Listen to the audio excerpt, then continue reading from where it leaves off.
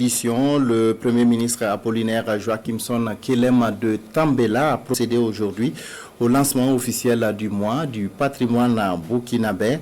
Durant un mois, il sera question de valoriser davantage les potentialités culturelles, touristiques et historiques dont dispose le Burkina.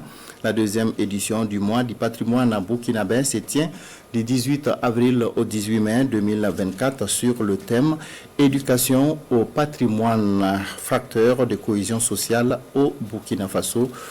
La cérémonie de lancement avec Bienvenue Taoussar. Ce logo qui reflète la culture, le tourisme et l'art. Un design qui met en exergue la résilience et la capacité du patrimoine burkinabé à traverser les époques. Ces rythmes qui adoucissent les mœurs. Pour dire que le Burkina Faso reste une terre à découvrir, une terre d'hospitalité, une destination à ne pas manquer.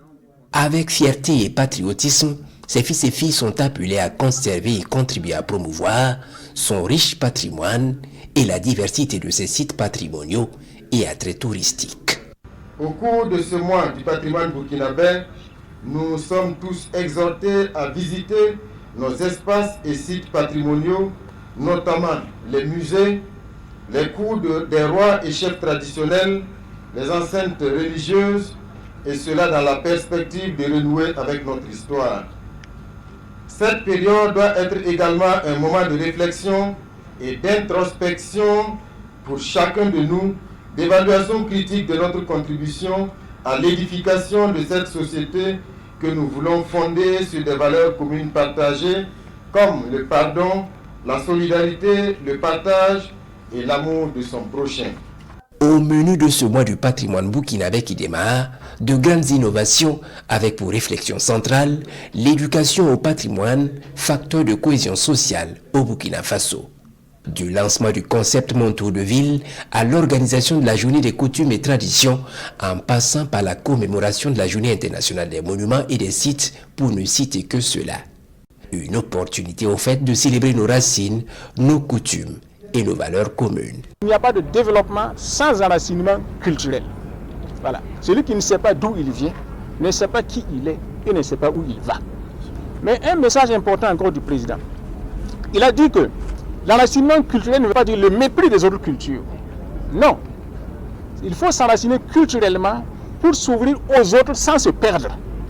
Parce que si vous n'êtes pas enraciné et vous ouvrez aux autres, vous allez vous perdre. Vous n'avez pas de racines.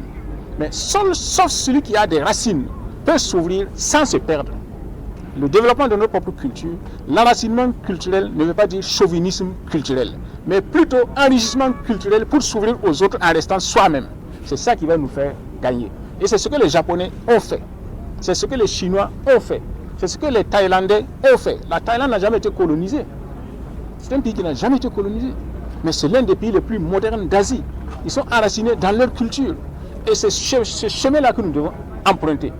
Voilà. Et c'est ce chemin-là que vous devez partager aux jeunes générations. Le mois du patrimoine burkinabé, ce sont des expositions, des conférences, ateliers, espaces de découverte de récits de nos ancêtres, des héros inconnus qui ont façonné notre société et les forces de nos traditions. Miss Tania, artiste chanteuse, KPG, conteur, écrivain, metteur en scène, Iron Bibi, bodybuilder, sont les ambassadeurs du mois du patrimoine burkinabé, acte 2.